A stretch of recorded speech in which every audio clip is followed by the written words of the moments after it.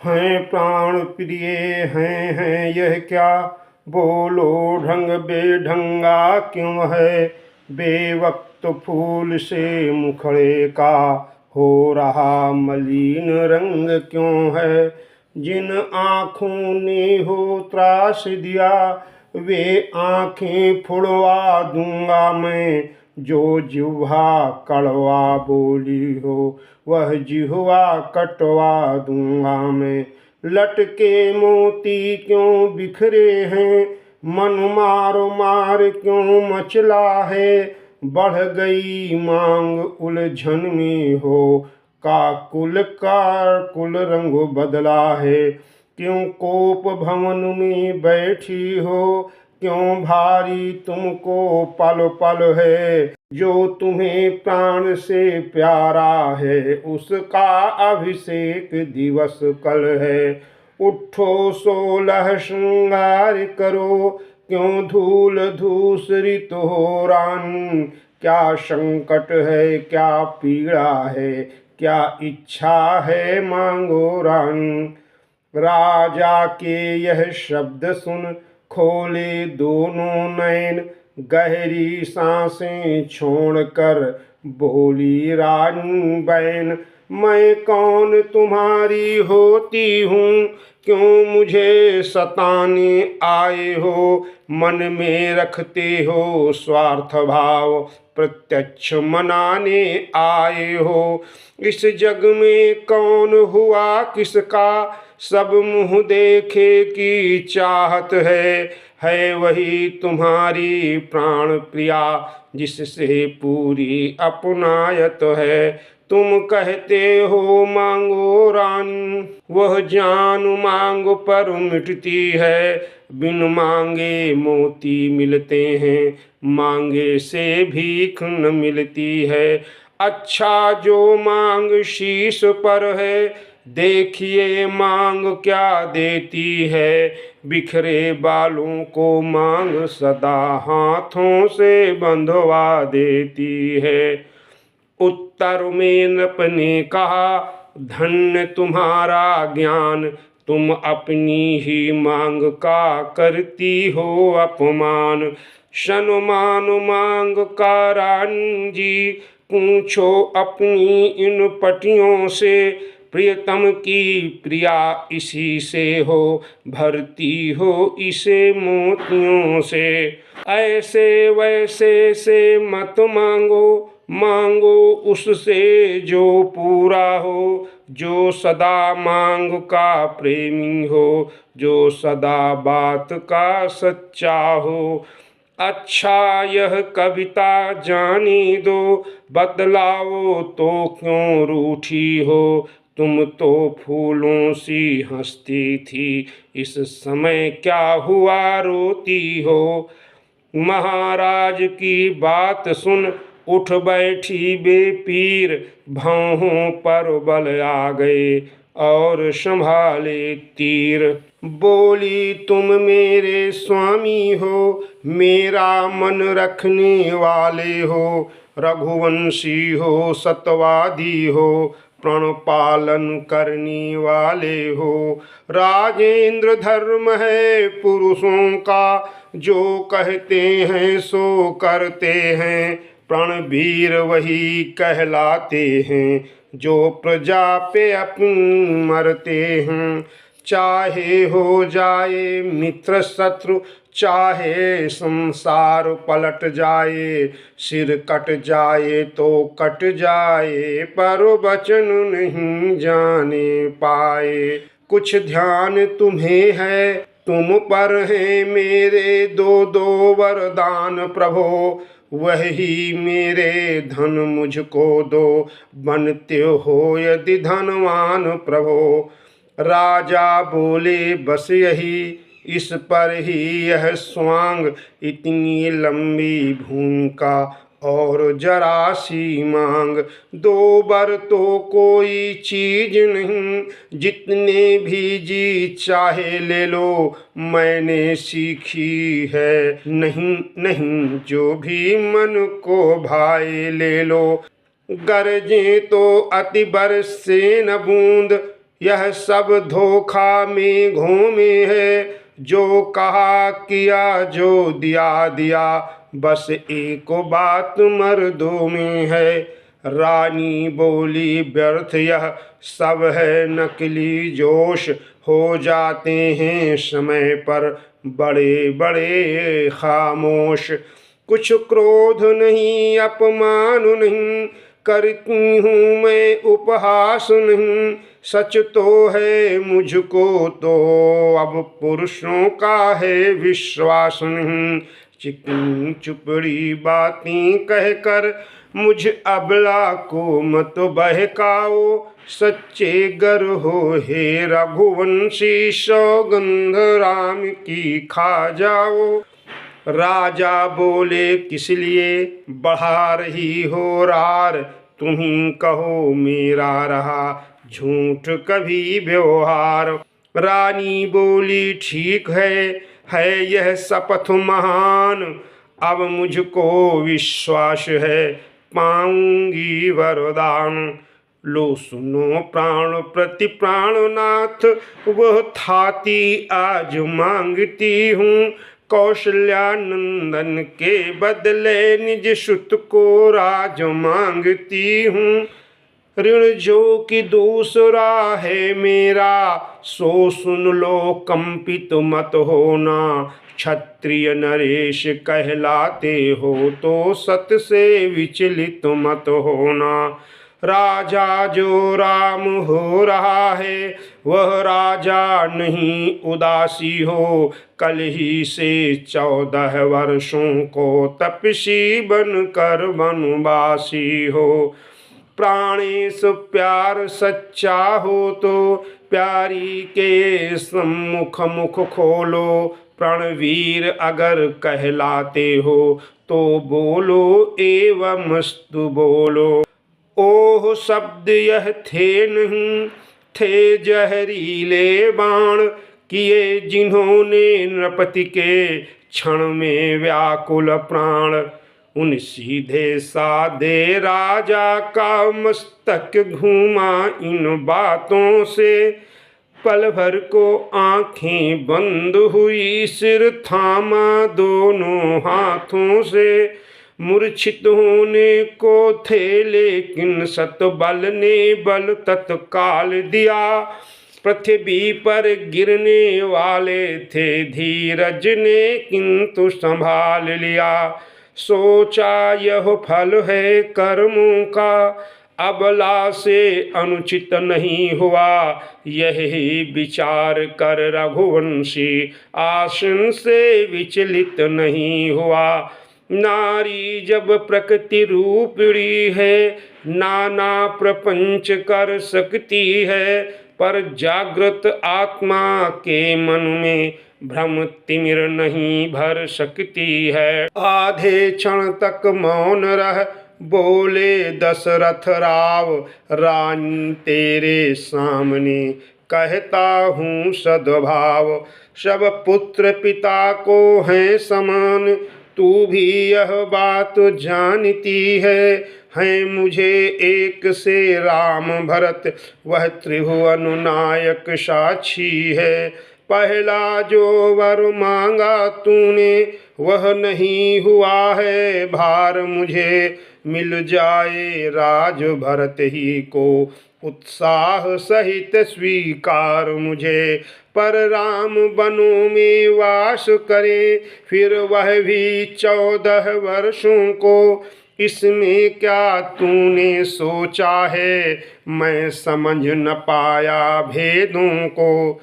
रानी ले राज्य भरत जी को, पर और क्रूर व्यवसाय न कर, हे राम गौ सा दया पात्र, उस पर इतना अन्याय न कर। रानी रानी यह तेरा पति, जो तेरा पूज्य देवता है, इस समय पाँव पकड़ कर तेरे बस इतनी भीख मांगता है। तपसी होकर भी दूर न हो मुझसे आनंद धाम मेरा, मेरी इन बूढ़ी आँखों के आगे ही रहे राम मेरा।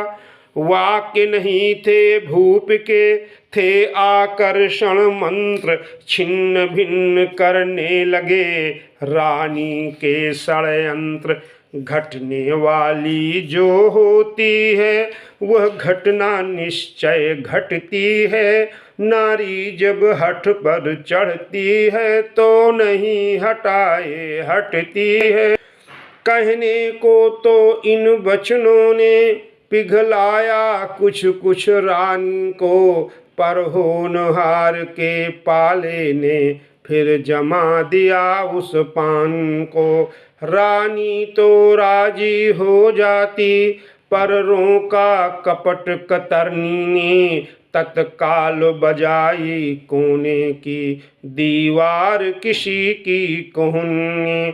देखा कुबरी है खड़ी हुई, समझाती है यूं शयनों में, हाँ सावधान है समय यही, मत फंस जाना इन वचनों में। रानी संभली बोल उठी, राजा यही आन, कहो डगमगाने लगे जब मांगे वरदान। दो बर जो मैंने मांगे हैं अब उनको बदल नहीं सकती, पड़ गई रेख जब पत्थर में धोने से निकल नहीं सकती। यदि हृदय आपका दुखता हो तो एक उपाय सुझाती हूँ, बूढ़ी आँखों के आगे ही वह रहे उपाय बताती हूँ। अवधेश बात घर ही में है, कुछ पंचों में अपमान नहीं, तुम अपने मुख से यह कह दो, दूंगा पिछला वरदान नहीं। यह सुनते ही उस क्षण उबले कौशल राज, बोले बस बस हो चुका जो होना था आज। ओ नीच बुद्धि वाली नारी ऊंचे से हमें गिराती है, जो सत्य हमारा जीवन है उससे तू हमें डिगाती है। हम सूर्यवंश की चादर में कालिमा नहीं आने देंगे, सुनती है सर्वस देंगे हम पर वचन नहीं जाने देंगे। क्या उलझन है वरदान न दें तो धर्म हमारा जाता है, उस ओर राम बन जाता है तो प्राण सिधारा जाता है। बस अब कर्तव्य तराजू में दशरथ का जीवन तुलता है, उस ओर धर्म का बाट धरा, इस ओर प्राण का सौदा है। बेटे का प्यार दूर हो जा, दशरथ इस समय धर्म पर है, ओ मोह पलायन हो तुरंत, मेरा उत्थान कर्म पर है। ममता गर्क हो जा दिल में, दिल ठंडा हो जा पहलू में, ओ बूढ़ी आँखों की आशा जा तू भी सो जा पहलू में। रानी रानी क्या कहती है, मेरा तो प्राण धर्म पर है, मैं क्या तू क्या संतानी क्या, सब कुछ बलिदान धर्म पर है। रानी बोली सत्य का है जब यह आवेश, तो हाँ कहने के समय देरी क्यों अवधेश। सतवादी था नृपहरिश्चंद्र, जिसने सतता जान संकट में, जिसकी सच्चाई का चिराग जगमगा रहा है मरघट में। दूसरे महाराजा शिव थे जो नहीं सोचते हैं अपना, रक्षा पर एक कबूतर की खुद मांस तोलते हैं अपना। तीसरे हुए श्रीयुत दधीच जो सुयश दान का लेते हैं, जब आकर इंद्र मांगता है हड्डी अपनी दे देते हैं। मैं तुमसे हरिश्चंद्र जैसा मरघट का वास न मांग रही, मैं तुमसे शिव दधीच जैसा हड्डी या मांस न मांग रही। मैं मांग रही अपना कर्जा, जो देना तुमको वाजिब है। तुम हरिश्चंद्र के कुल में हो तो दे दो, यही मुनासिब है। राजा बोले, बंद कर अब यह वार्तालाप। उत्तेजित के हृदय में और न भर उत्ताप। मेरा कुछ नहीं बिगड़ता है, तू जो मुझको ललकार रही। रानी तू अपने पाँवों में है, आप कुल्हाड़ी मारो रही। तू आज नहीं है आपे में, जिस दिन आपे में आएगी, उस दिन अपनी ही करनी पर सिर धुन धुन कर पछताएगी। अच्छा जो होना है होगा, उसकी न मुझे चिंता अब है। मेरा तो आज सत्य पर ही जो कुछ है न्योछावर सब है। रानी रानी आंचल पसार कर जाले और दान भी ले। ले राज और बनवास भी ले, वर भी ले और प्राण भी ले। यह कहते कहते विकल हुए, आ गई निराशा आशा। चक्कर आया गिर गए वहीं, हो गए अचेत अवस्था में। ज्यों ही सूर्योदय हुआ, हुए राजसी साज। द्वारे पर धौंसे बजे, तिलक दिवस है आज। सब है पर यह है तो क्या है, राजा है अब तक महलों में। टिमटिमा रहा है उसी भांति रजनी का दीपक महलों में। देखें तो भेद सही क्या है, मंत्री महलों में जाता है यह क्या है सन्नाटा है। निस्तब्ध सभी को पाता है। पृथ्वी पर देखा राजेश्वर, मछली की भांति तड़पते हैं। जब आँखें कुछ खुल जाती हैं, तो राम राम ही रटते हैं।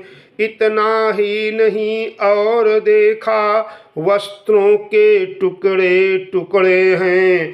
पटका है कहीं कहीं पगड़ी, माला के मोती बिखरे हैं। यह भी अवलोका सिरहाने, कैकेयी खड़ी है बाघिन सी। वह भी श्रृंगार विहीना है, भयदायिनी विकट पिशाचिनी सी। वह दृश्य देखो मंत्री सुमंत, हैरान हो गया महलों में। आया तलाश में राजा की, पर आप खो गया महलों में। कुछ देर रुका संभला पूछा, कैकेयी से माता यह क्या। बाहर दुंदुभियाँ बजती हैं, इस जगह नजर आता यह क्या। रानी बोली, राम को लाओ यहाँ तुरंत, तभी विदित हो जाएगा कारण तुम्हें सुमंत। जो आज्ञा कह कर चला सचिव नवा कर माथ। चलता है पर सो गए, पाँव न देते साथ।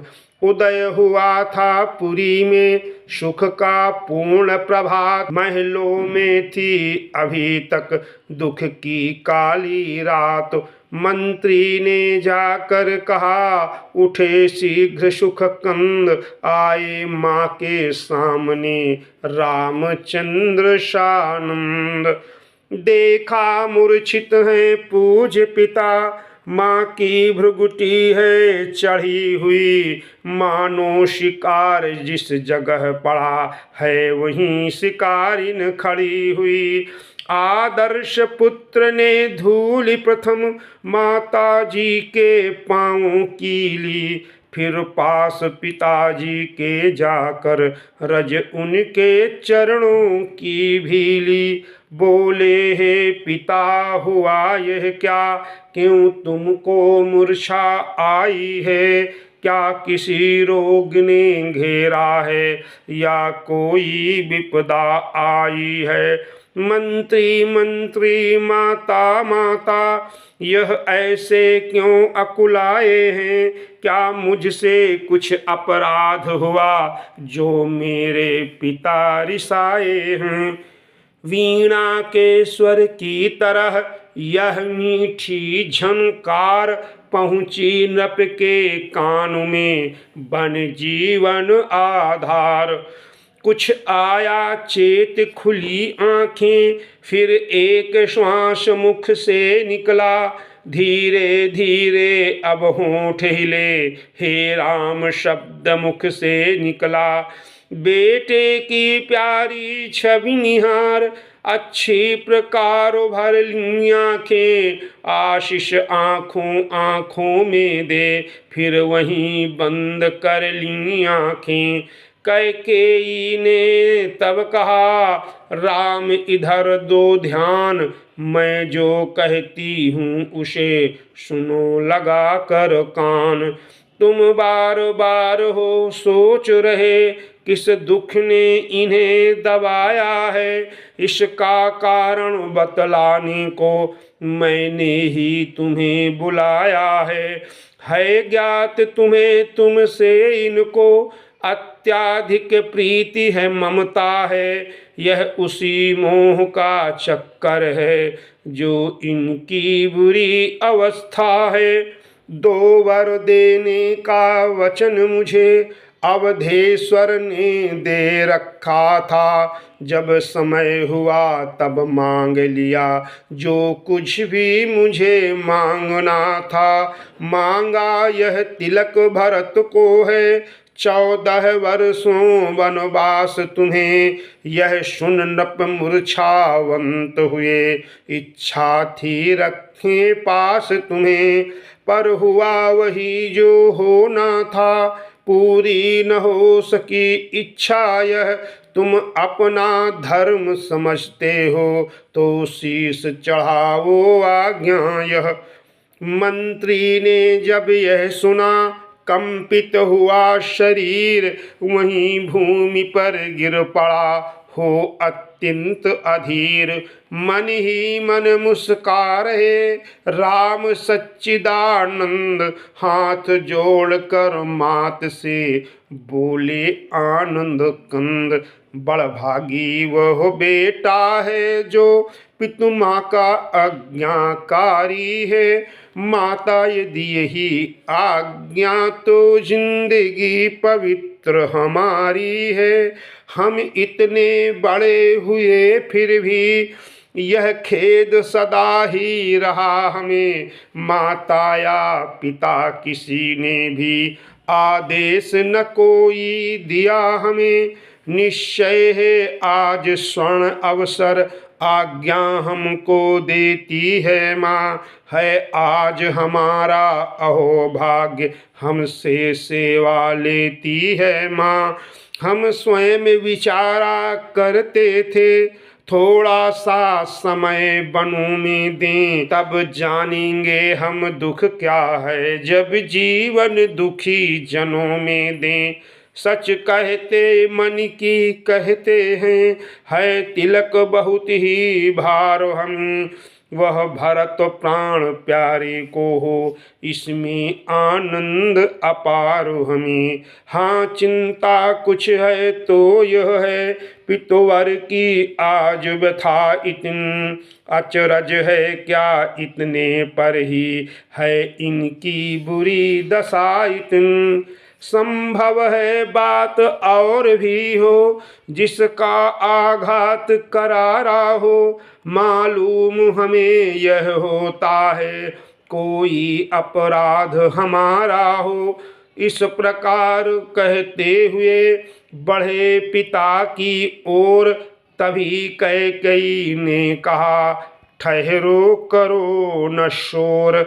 जितने क्षण यहाँ रहोगे तुम इनका संताप न जाएगा। बन जाओगे जब तलक नहीं यह पश्चाताप न जाएगा। इस कारण अच्छा तो यह है दुख और न इनको पहुँचाओ। जितनी जल्दी हट सकते हो इनके आगे से हट जाओ। सुने जिस समय कान से माता के यह बैन हटे पिता की ओर से तभी पुत्र के नैन। अनुराग बाप से है परंतु माँ के दर्जे का मान किया। उन नैनों ने रनिवास छोड़ अब द्वार ओर को ध्यान किया। उस समय पिता को मन ही मन अभिवादन कर रघुनाथ चले। माता जी से जो आज्ञा कह सानंद नवा करु माथु चले। कैकेयी यह कह उठी और सुनो हे राम कौशल्या के भी यहाँ हो आओ हे राम। है अंतिम आज्ञा और एक फिर लौट यहीं पर आना तुम। मैं वलकल वस्त्र मंगाती हूँ वह पहन वनों को जाना तुम। अब जाओ और शीघ्र आओ यह समय न अधिक मिलन का है। जो समय राज गद्दी का था वह ही वन और गमन का है। इतनी में अवधेश के मुख से निकला राम। मंत्री ने उठकर तभी उनको किया प्रणाम। इधर मुस्कुरा कर चले मंद मंद सुख धाम। धन्य राम है धन्य यह गाथा राधे श्याम।